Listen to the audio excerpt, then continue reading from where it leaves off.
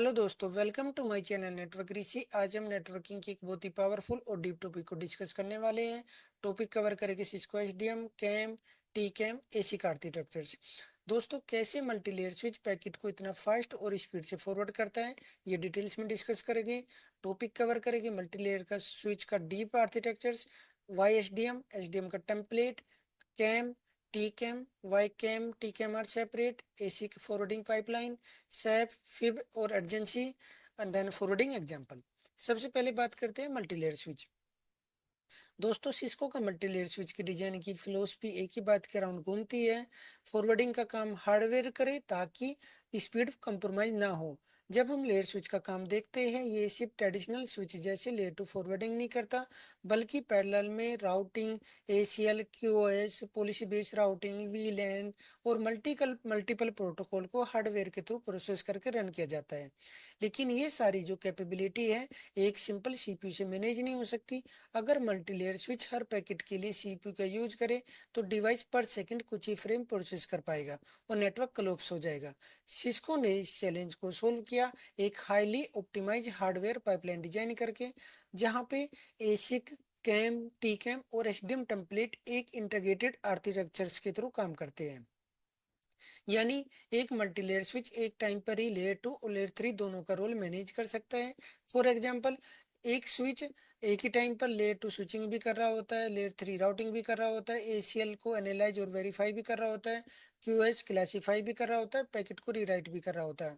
सबसे इंपॉर्टेंट बात, ये सब काम हार्डवेयर लेवल पे होते हैं, CPU के थ्रू नहीं। इसलिए सिस्को का मल्टीलेयर स्विच इतना फास्ट है और पूरा टास्क को एसिक हार्डवेयर पाइपलाइन हैंडल करता है। बात करते हैं वाई एसडीएम। दोस्तों, क्या होता है एसडीएम? सबसे पहले बात करेंगे एसडीएम।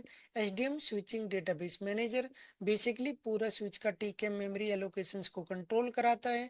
मल्टी लेयर स्विच एक बड़ा टीकेएम चिप लेकर आता है और ये चिप एडवांस लुकअप के लिए रिस्पॉन्सिबल होता है, जैसे routing table, ACL, QoS policy, PBR, security filter, IGMP smoothing, VLAN, ACL और भी बहुत कुछ।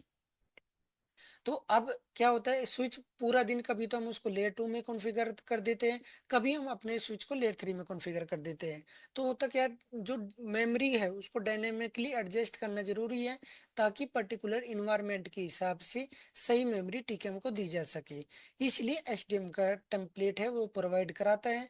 अगर आप अपने स्विच को लेयर 2 स्विच में ऑपरेशंस में यूज कर रहे हो, लाइक अगर आप उसको as a access layer configure कर रखे हो, तो जो मेमोरी है, अगर आप लोग राउटिंग टेबल को जो अलोकेट हुई है, तो वो वेस्ट होगी। इसी तरह अगर आप उसको as a mini router like L3 switch use कर रहे हो, तो जो मेमोरी मैक टेबल के लिए है वो वेस्ट होगी। इसीलिए एसडीएम एक बॉस की तरह डिसाइड करता है कि टीकेएम मेमोरी का डिस्ट्रीब्यूशन कैसे होगा। टीकेएम मेमोरी एक लिमिटेड है but extremely high speed memory होती है। इसमें MAC entry, routing entry, ACL entry, QoS entry और सब स्टोर होती है। यहाँ पे एक इंपॉर्टेंट बात क्या होती है, कभी हम उसको स्विच को L2 में कॉन्फ़िगर कर देते हैं एज ए एक्सिस लेयर, तो वहां पे हमें VLAN और मैक टेबल चाहिए। कभी हम उसको राउटिंग में कॉन्फ़िगर कर देते हैं, उस टाइम पे हमें राउटिंग का ज़्यादा मेमोरी चाहिए।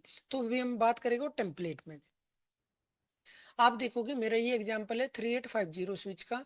इसमें क्या है, आप 100 SDM परफर जैसे आप कमांड चलाते हो, 100 SDM परफर तो चलाते हो, डिवाइस हमें बताता है कि करंटली कौन सा एसडीएम टेम्पलेट एक्टिव है। आप ये देखोगे डिफॉल्ट डेस्कटॉप है मेरे इसमें, मेरे एग्जांपल में। इसका मतलब स्विच एक बैलेंस में मोड में कॉन्फ़िगर है, थोड़ा राउटिंग के लिए, थोड़ा स्विचिंग के लिए, और दोनों के लिए टीके मेमोरी एलोकेट कर दी गई है। आप देखोगे यहाँ पे मैक एड्रेस के लिए भी 6000 है और राउटिंग के लिए भी 8000 है। अब यहाँ पे क्या हो गई एंट्री देखी, लेकिन आपको अगर सिर्फ लेयर 2 राउटिंग करानी है, layer sorry my bad, layer two switching करानी है, तो एचडीएम प्रेफर आप विलियन चूज कर दोगे। अगर आपको राउटिंग करानी है तो आप राउटिंग कर दोगे।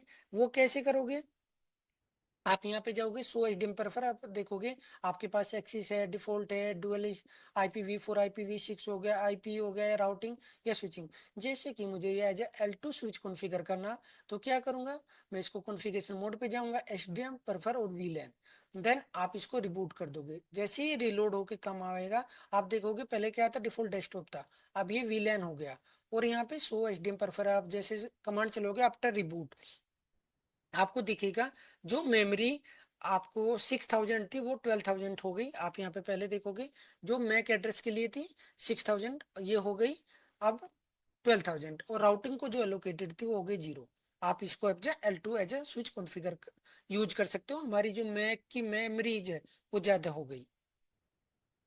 अब बात करते हैं दोस्तों कैम क्या होता है। कैम टेबल एक एक्सट्रीमली फास्ट लुकअप मेमोरी है जो एग्जैक्ट मैच स्टोर कराती है। ले टू जो मैक एड्रेस टेबल है उसमें क्या होता है, हमारा मैक एड्रेस फॉरवर्डिंग के लिए एग्जैक्ट मैच मैंडेटरी होता है। अगर किसी डेस्टिनेशन मैक एड्रेस के लिए स्विच के पास एग्जैक्ट मैक एड्रेस नहीं मैच करेगा तो फॉरवर्डिंग नहीं होगी। इसलिए मैक एड्रेस टेबल में ऑलवेज कैम टेबल में स्टोर होती है, और कैम के अंदर एंट्री होती है सोर्स मैक एड्रेस, इंटरफेस और वीलैन। आप जैसे कमांड चलाते हो show MAC address table, MAC address table, तो आपको यहाँ पे एंट्री दिखती है मैक एड्रेस, देन उसका इंटरफेस और देन उसका वीलैन। जब डेस्टिनेशन की कोई भी उसके पास आएगा मैक एड्रेस, तो मैक एड्रेस क्या होगा, एग्जैक्ट मैच अगर करेगा तो उसको फॉरवर्ड करेगा, अगर नहीं करेगा तो नहीं करेगा। अगर मैच नहीं होगा एग्जैक्ट मैक एड्रेस। और कैम टेबल जो स्टोर होती है, MAC address table CAM table में स्टोर होती है। अब बात कर लेते हैं टीकेएम की। अभी मैंने बोला था एग्जैक्ट मैच, वो मैक एड्रेस के टेबल में, बट टीकेएम के केस में भी मैं उसको बात करूंगा। यहाँ पे एग्जैक्ट मैच मैंडेटरी नहीं होता, थोड़ा सा कंफ्यूजन मत होना। कैम के अंदर हमारी मैक एड्रेस एंट्री स्टोर होती है, कैम के अंदर हमारा राउटिंग पार्ट वो भी मैं डिस्कस करता हूँ। टी कैम को क्या होता है, इसकी जो फुल फॉर्म होती है ट्रेंसी कंटेंट एड्रेसेबल मेमोरी कहते हैं। और ये इसको टी कैम को हम कैम का बिग ब्रदर भी बोल सकते हैं, लेकिन रियलिटी में टी कैम की पावर कैम से काफी ज्यादा होती है। टी कैम पूरा लेयर 3 डिसीजन मेकिंग होता है, एसीएल मैचिंग, क्यूएस क्लासिफिकेशन, और इसमें हमारा क्या वैल्यू होती है, 0 1 नहीं बल्कि एक एक्स भी होती है जो इसको सुपर बनाती है। लेयर 3 राउटिंग के लिए जो सबसे इम्पोर्टेंट रिक्वायरमेंट होती है वो लॉन्गेस्ट प्रीफिक्स मैच होती है, और टीकेएम की वजह से हार्डवेयर स्पीड में पॉसिबल होता है।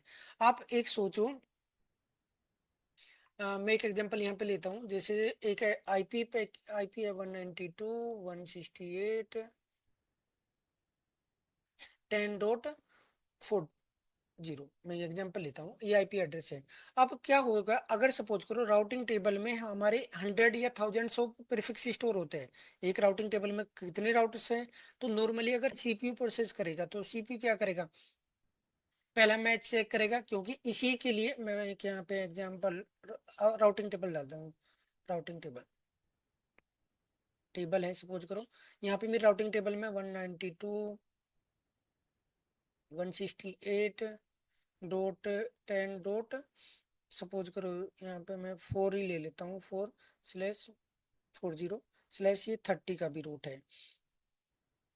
192.168.10.0/24 का भी रूट है।